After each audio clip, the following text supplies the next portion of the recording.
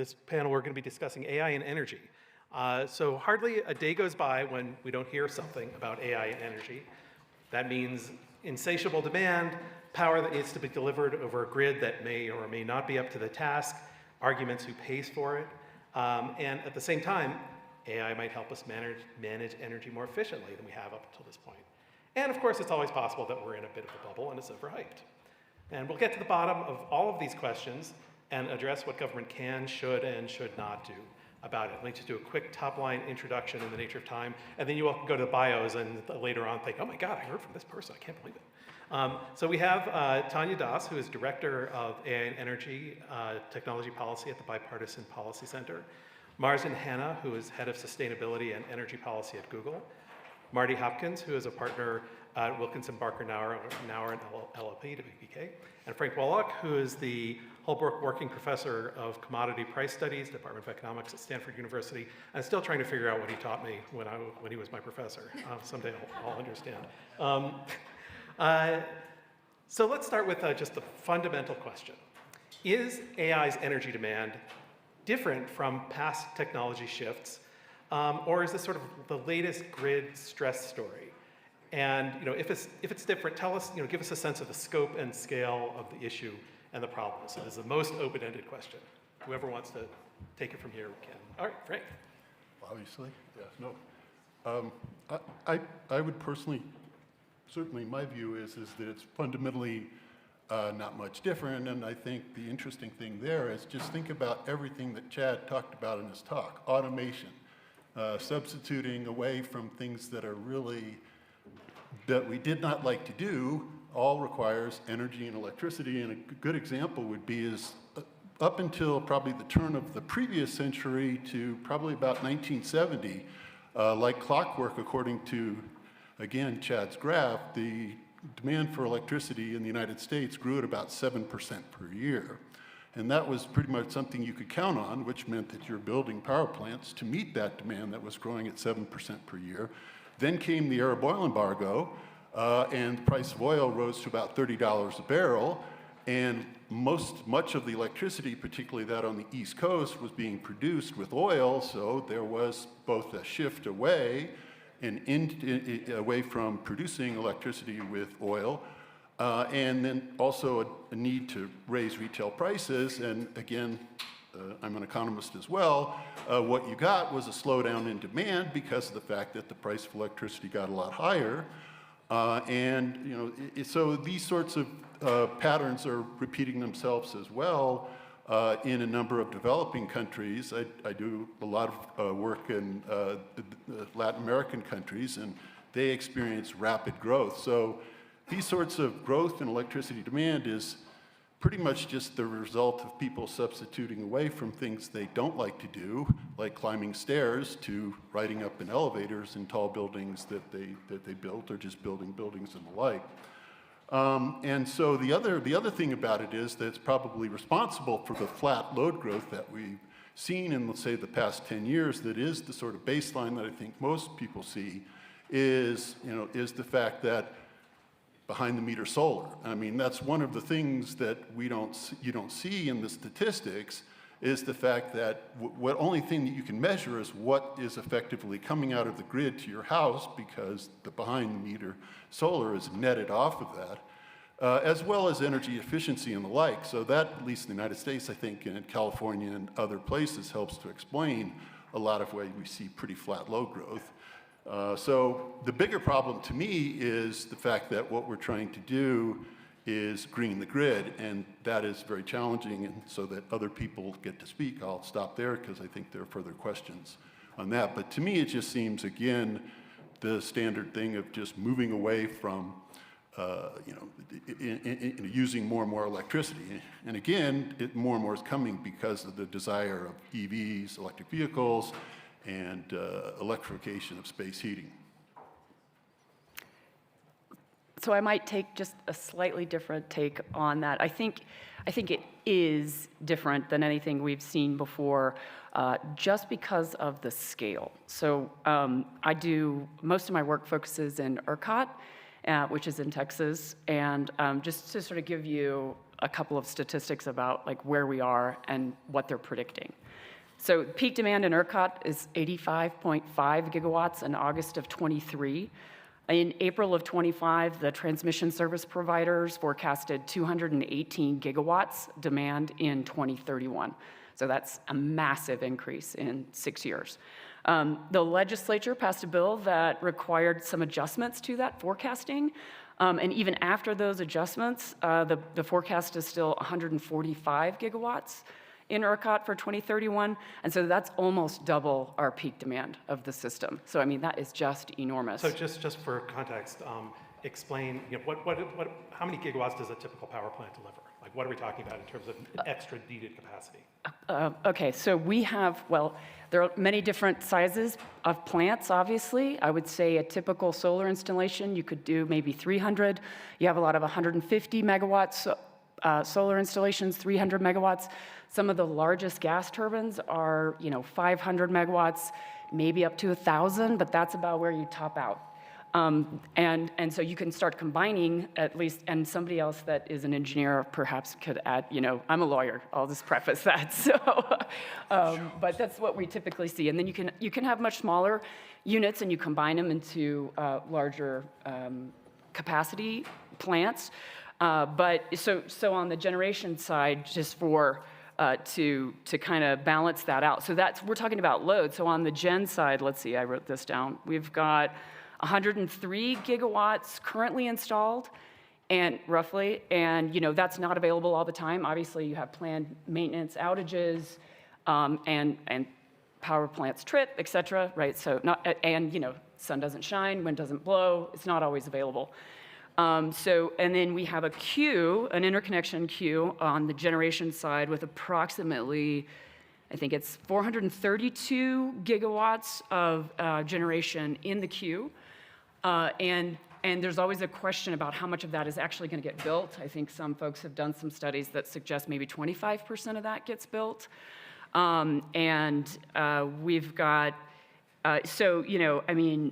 the goal, and then one other note on that, at 85 to 95% of that's in the queue right now is clean energy. It's wind, solar, or battery.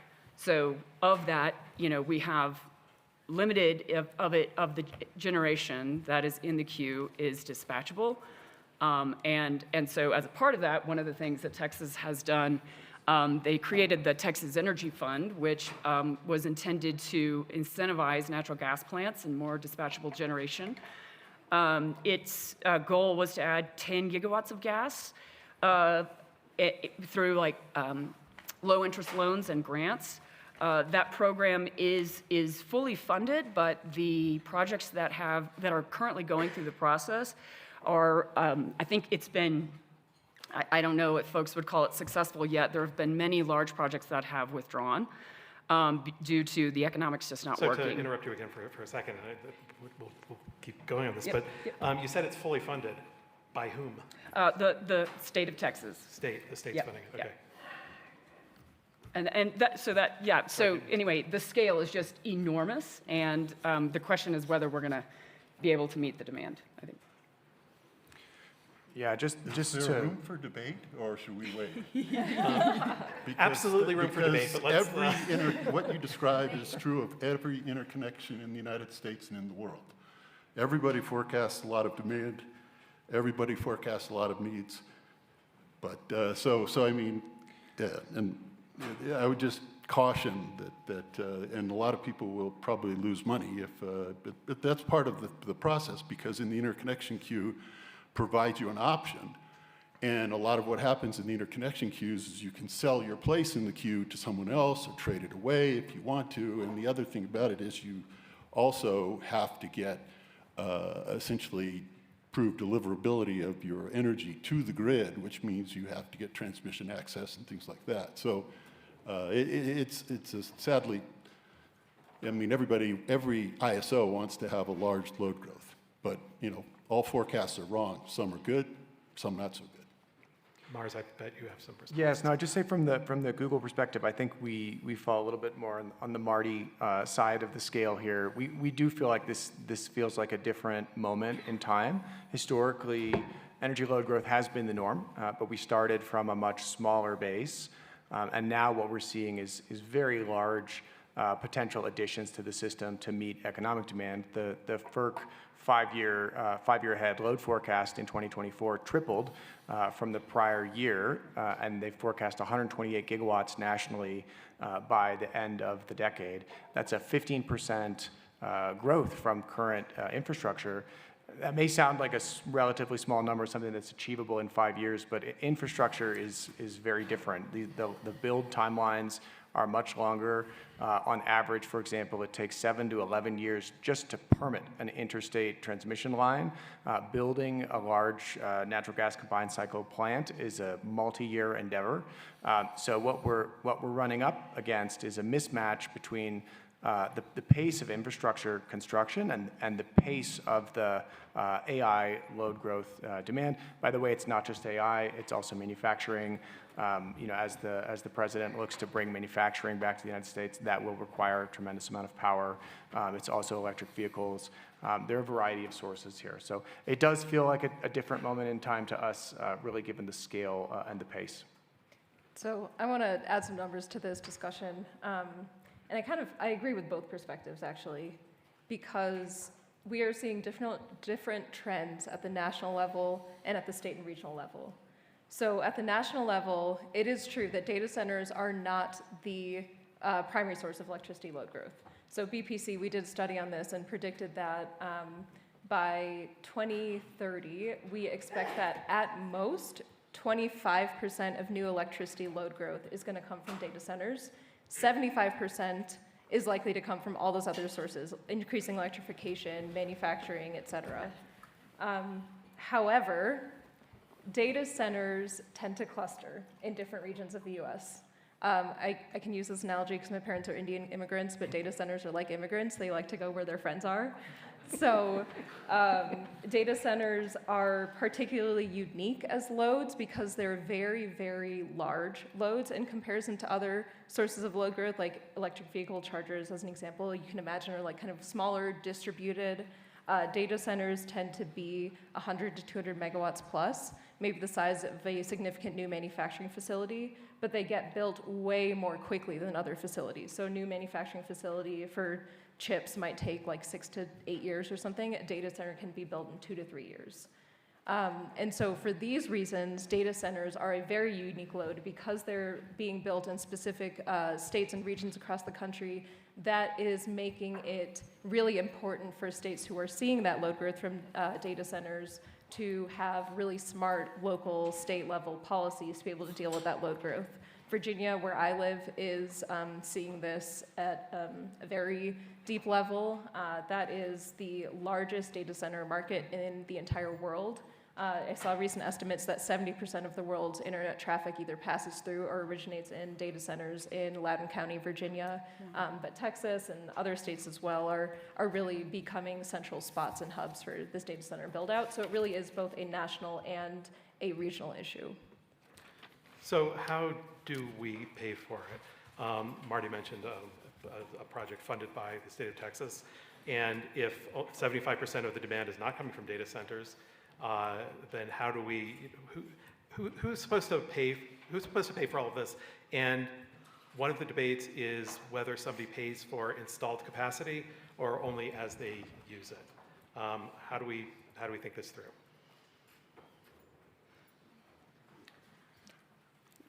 Well, I mean, the standard way everywhere in the world, load wants energy, load signs a contract, typically long enough to get generation to be built. And so, I mean, that's why I'm a little puzzled by the fact that you can't build a natural gas power plant in ERCOT, given that natural gas is probably the cheapest source of energy in Texas. But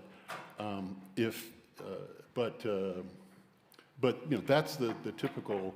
The typical way. And so one of the things that I think that you certainly want to avoid is deviating from that paradigm. It's the same thing with the data center, is that part of the reason data centers come to certain locations is, I think was mentioned, is that there's internet traffic there right outside of the DC area. But if the price of electricity there is very expensive, that's probably going to make it unprofitable to locate that data center there.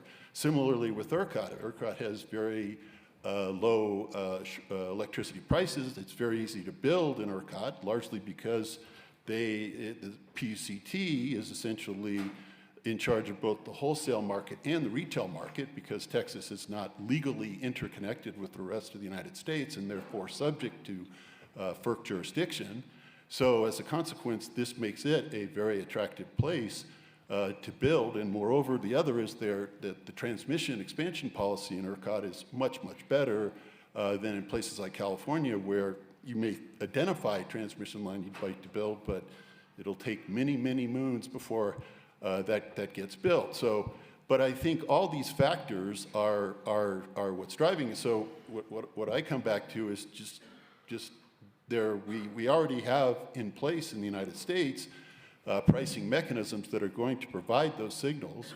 All of the US markets employ what's called locational marginal pricing, which is certainly going to say that, you know, it's very expensive at this location, it's not very expensive at that location, largely because of, you know, the transmission network as well as other kinds of operating constraints. One of the big reasons prices have gone up in places like ERCOT and California is because these sort of what are called inverter-based sources of electricity require, you know, greater reliability constraints in terms of how you operate the grid and how you price the grid. And so that's basically, I think, you know, you don't want to favor any source of electricity, and as well as you don't want to favor any consumer of a specific amount of electricity. And if there's, you know, new load coming, you know, it needs to, you know, essentially make a commitment sufficient to get that capacity built.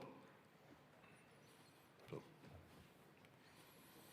I don't disagree. I think that you know, as an example in ERCOT, as you mentioned, load pays for transmission. It's a very simple, you know, load pays and only load pays for the transmission service. As Tanya mentioned, you know, I mean, most of the data centers are enormous and they're interconnecting at the transmission level, so they're paying for transmission service, you know, directly. And in ERCOT right now, it's transmission is allocated on 4CP, which is, you know, during the 4 months of the summer, the highest peak demand, 15-minute interval, and what you're consuming at that moment. If you're a transmission service customer, if you're that level of voltage, then that's, you know, that's how your cost will be allocated.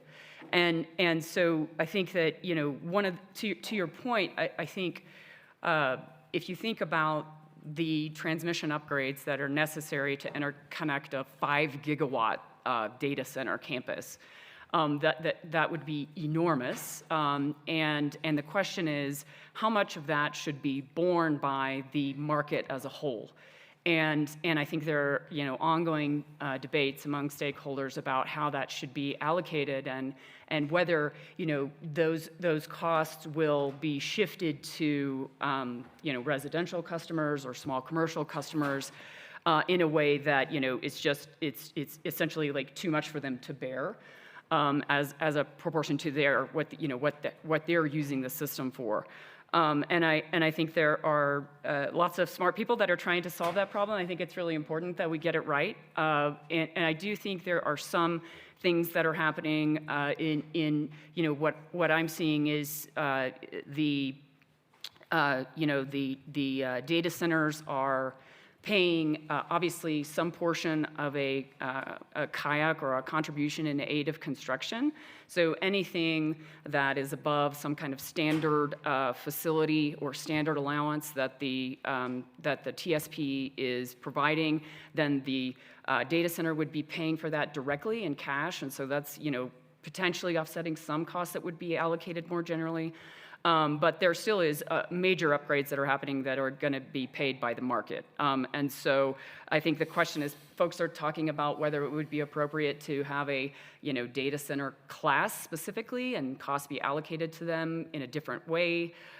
or there be some kind of upfront contribution that requires them to, essentially establishes that they put skin in the game, so that if they can't just pull up and leave in a year, after that infrastructure gets built, they don't disappear.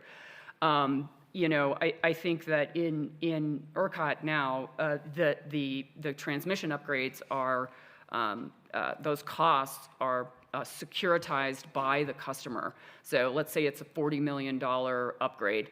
The customer will post a $40 million security, and the utility will hang on to that until it is fully built and in rates, and then we'll refund that security. So I do think that provides some level of protection, but again, those costs are going out to the market as a whole, and the question is whether we need to rethink who's paying for those costs, and there's as a part of this legislative session, one of the things that the legislature did was ask the PUC to run an analysis on whether 4CP was still the right allocation. So I think there's ongoing work on that. Mars, I bet you have some thoughts on this. Yeah, I think, from the Google perspective, it's very important, and we're very committed to pay our fair share of the grid infrastructure that's needed to be constructed to meet the opportunity. A lot of this is about managing risk between a data center entity and a grid operator, making sure we have an appropriate balance there. I think we have piloted an approach we're calling our capacity commitment framework. We've done this in Indiana, where we do want to be making long-term commitments. If we are asking utilities to invest in network infrastructure, in new generation, we should be signing long-term contracts that provide them the revenue security that we will be there, whether or not the load materializes. We're making big bets on the technology, and that's our bet to make. And we're happy to pay our fair share. So how do you define fair share? So the way we focused on it is long-term. So for example, in Indiana, it's a 12-year contract. To the collateral point, we do think in some cases it's appropriate to post upfront payments as collateral, just as additional financial security. We do think it's important that there are things like significant minimum charges. Typically, this flows through in the form of a demand charge. So unlike a retail bill, a residential bill, a data center bill has two components. There'll be a demand charge, which is typically associated with the capital investments that are necessary to serve that facility, and then an energy charge, which is the cost of the power on an hourly basis that's passed through. So you're separating capital and operating costs and allocating those separately. So as we think about the demand charge, we think those should be significant enough to ensure that we're paying a significant portion. So for example, in Indiana, I believe it's a 75% demand charge minimum. There's certainly scenarios where some of that infrastructure is broadly for the public good, and it's appropriate that the broader network infrastructure be continue to be paid for through the traditional rate-based model. I'd also say that certainly there have been questions around whether we should have a data center specific tariff.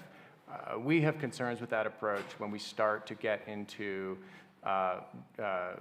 putting specific classes, specific economic sectors on particular rates. That's something we've never done before as a country. We've focused, the electricity system has always been about open access. This is a public good for broad economic growth. We certainly differentiate between load types. So there might be some facilities that are large that have particular load factor characteristics, and they may need to bear a different cost profile. So we're supportive of large load tariffs. But we do have concerns when we start to get into rates that are targeted to individual sectors of the economy. And if I could just add, so Scott, I think the question also underlying your question is, are everyday consumers paying for data center electricity load, right? I think a lot of folks are concerned about that. And I think this is very much an active debate because, to the points that Mars just made, to some extent, new upgrades to the electricity grid and new infrastructure on the electricity grid is good for everyone. And it increases grid reliability for everyone and makes sure that we have less blackouts and brownouts and all of that. But there are, but it also does raise the question like, okay, but if I'm not the one using that electricity, should I be paying for it? And I think there's very much a middle ground for that debate where folks are finding out ways to make sure that not just data centers, but any type of new large load, as Mars was saying, is put in a separate rate class and has specific cost allocation measures for those types of loads. However, all of this is being worked out at the state level, and so every single state has a separate commission that's in charge of making these decisions for their regions, and so it's fractured and it's complicated.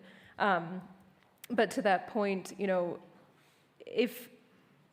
at this moment, I'm not seeing strong evidence that data centers are causing electricity rates to go up for consumers. In particular, there's one study that came out from an independent agency that's associated with the Virginia government that looked at this exact issue. And again, Virginia being such a large data center market, I think is a good data point, where they said it's not happening now, but it could happen in the future. And so right now, this is a very active debate among state regulators who are at the center of making these decisions about, you know, approving agreements between utilities and big tech companies and other sources of load growth and deciding how those costs get allocated. It's all happening in real time and it's all happening very fast. So, you know, I think that doesn't mean that it's inevitable. I think that means that with appropriate measures, it can work out in a way that's fair for everyone. So one thing, sort of an underlying current here, is that everything is regulated either locally or at the state level. Nobody said a word about FERC or anything. And in every other session here, we'll have people saying, you can't have every state regulated because then we'll have a patchwork of blah, blah, blah. How does that influence policy? Should there be a national, any kind of federal regulations or oversight or some other way of thinking about this issue? Or does it make the most sense for it all to be local or perhaps regional under these existing like ERCOT? In what sense do you mean regulated? In the sense No, that maybe the answer is we don't need it. there's Sure. virtual, probably 2/3 of electricity in higher in the United States is through RTO markets, which are basically through offer-based short-term markets. People negotiate contracts for energy. Only thing that's regulated is essentially the transmission network, and it's basically just cost of service regulation, and that's one of the reasons you see so little investment in, I think, transmission outside of perhaps Texas, but even in Texas, is just simply you're going to get a regulated rate of return when, in fact, if you invest in a power plant or you invest in something else, you have the opportunity to get a market-determined rate of return on essentially, it could be a poorly designed market, so you could make a lot of money. And the best example of that is the recent, PJM capacity auction, when, capacity, which is the way I like to describe capacity markets, is they're the electricity market equivalent of tenure. I get paid to breathe, and I get, and they're basically getting $330 a megawatt day for 134,000 megawatts in the PJM market, and that's, I think, a big part of that is the result of the fact that you have this problem of, the way I would describe it always is, you either commit to the market and you design a market that you think is going to work, or you commit to regulation. You don't stand in the middle of a busy freeway, and that's a lot of what happens is when the politicians don't get an outcome they like, they step in. And so, for example, part of the reason that you got the outcome in the PJM capacity auction, which applied to the entire sort of, eastern seaboard, was because of the intervention of the governor of Pennsylvania, who said, I'm tired of paying too much for capacity. I'm going to make everybody else. I don't think he said this, but but what happened is the prices of capacity for him went down a little bit, but the prices for all the other places went up. And so are the issues really? Is it a government failure that the PUCs and other problems are standing in the way?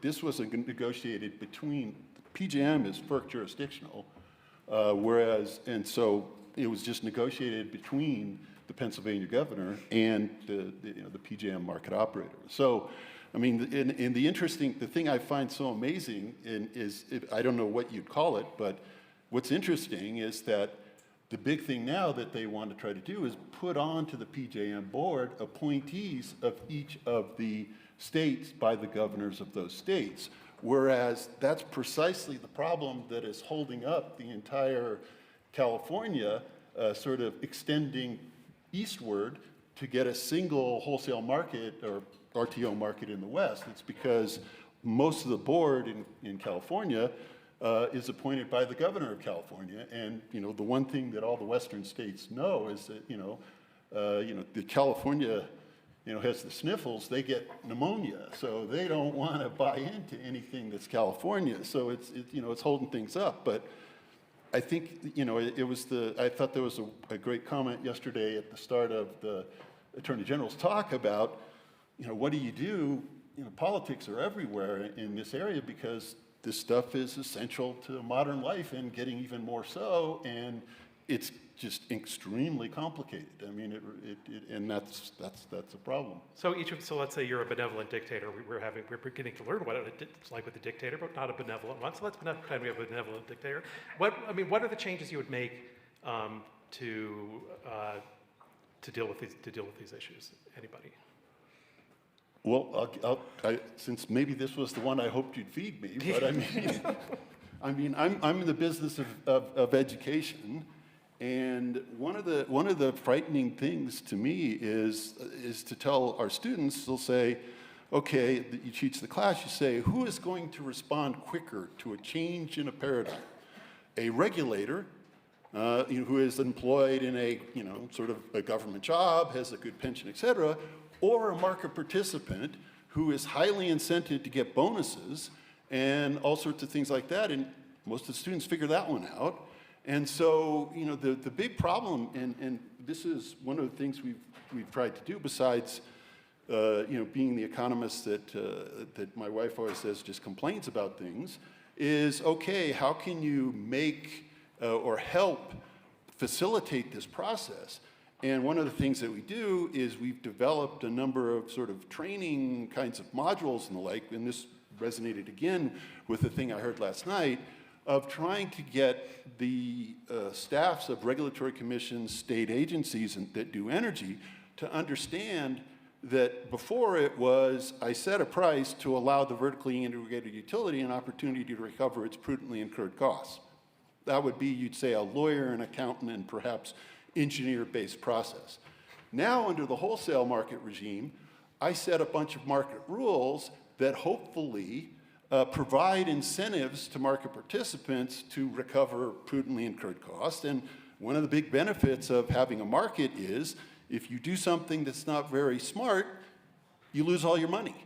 But that asset still exists, and someone can pick it up for a prayer, and that's a source of consumer benefits. And so we're going to reward the people that are understanding and responding to those incentives. So it's just a fundamentally different a way of thinking about things. So what we've tried, the other way we think about it, it's the Maginot Line problem, in the sense that the older regulator and regulatory staff are kind of like, I hate this stuff, it's complicated. Economists talk down to me, like me. And so, but the younger staff, when we train them, like it. But if your career concerns and your boss is kind of like, I don't really like this underling that's telling me what's going on, it's a real problem. And just to give one example, sorry to pick on Texas, but we actually did a training at the PUCT, and all the young staff really understood it. We're getting it. We're having a great time because the whole thing is based on essentially if you like, everything that's in the actual market occurs in the game, but it's just that the power doesn't flow. And you could see the other older members of the staff not so much interested, but that's really the key, is that you've got to up your game to the new world that exists, not this old world. And the old tools don't work, like the Maginot Line, in the new world. The smart market participants just walk around the line and take all the money. So, and consumers have to pay. And that's, I think, a large part why prices are going up. And true, a lot of one side likes to blame renewables. The other side likes to, blame I don't know what, but I don't think it's renewables. It just becomes a more complicated problem. But I think it is a solvable problem, and one that hopefully will keep me and my students employed long enough throughout their entire life. All right, let's Chad's take point. some questions. I just want to know how I get into that training. Can I attend? Actually, I mean, if at some point, if you can follow up on that too, because not without throwing your clients under the bus unless you want to, because that'd be hilarious. But let's take some questions. Steve and then Laura. Laura, then Steve. You can fight it out.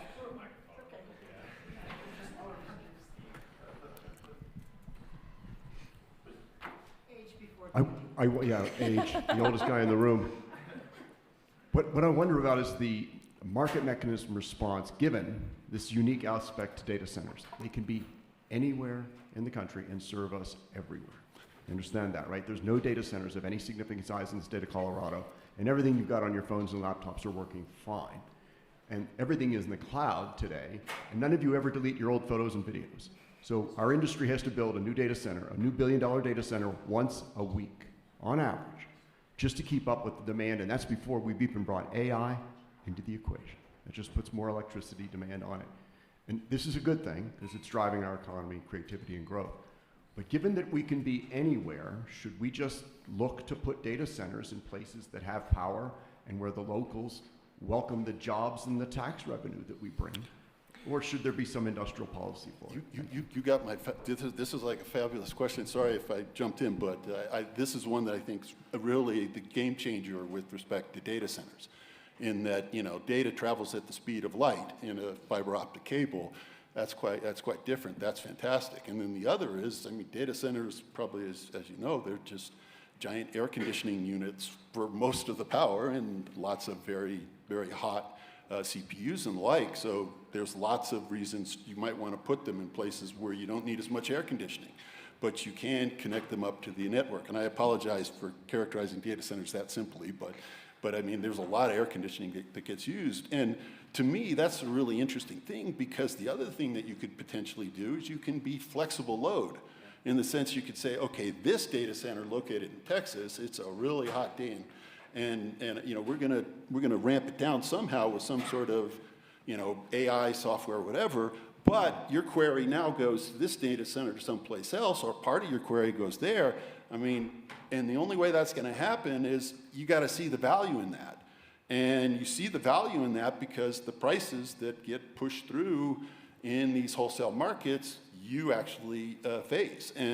But my favorite quote from a PUC commissioner that I think only Carl knows who this person is, said, "We must protect from consumers from volatile wholesale prices with a fixed retail price."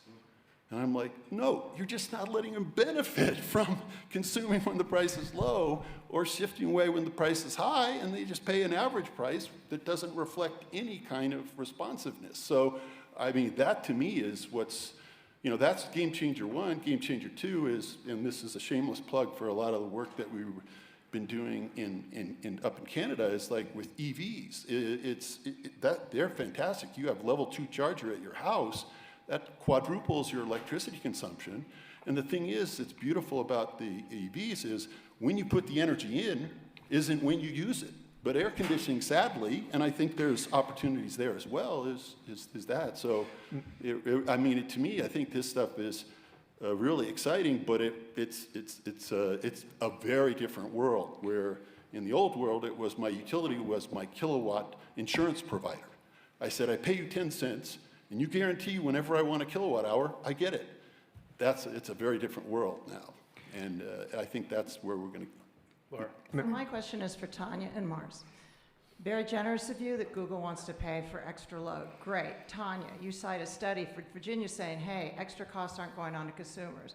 Ultimately, if your costs go up and you have shareholders, they want a return on the extra cost. So in the end, Scott's question about who pays, ultimately, doesn't the consumer always pay? Maybe over a 10-year frame, not immediately, but over a 10-year frame, because you have to have a return on your higher costs to fund the power load. So isn't the consumer always paying in the end? I think that can be true, that can be said for anything and everything that consumes any amount of electricity. Agreed. Yeah.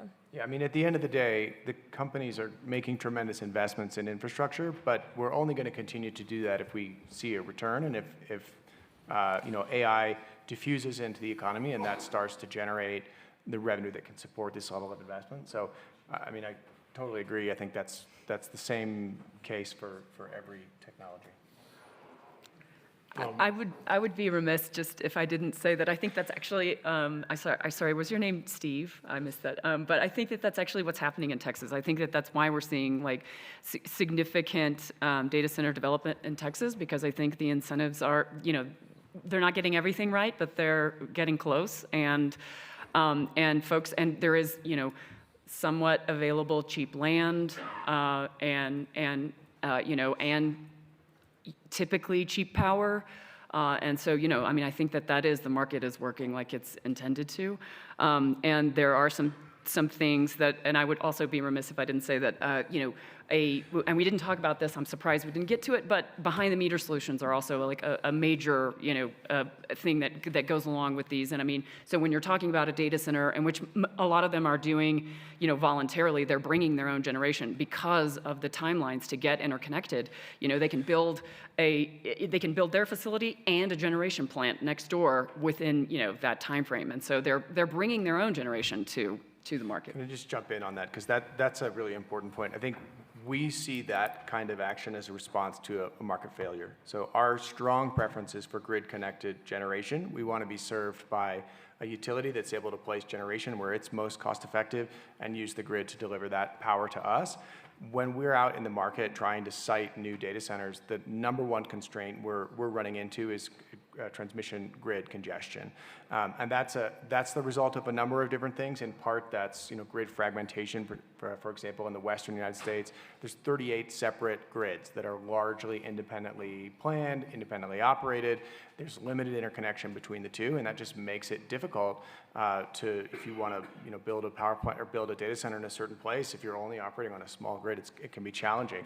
And so we have looked at co-location at times as a response, but it's definitely not our preferred model. So as we look at the marketplace, we think it's going to be really important to help accelerate policy that's going to unstick transmission. There's things like high-performance conductors that can do that right away. This is stripping out the old lower capacity wires, putting up bigger transmission lines on existing towers.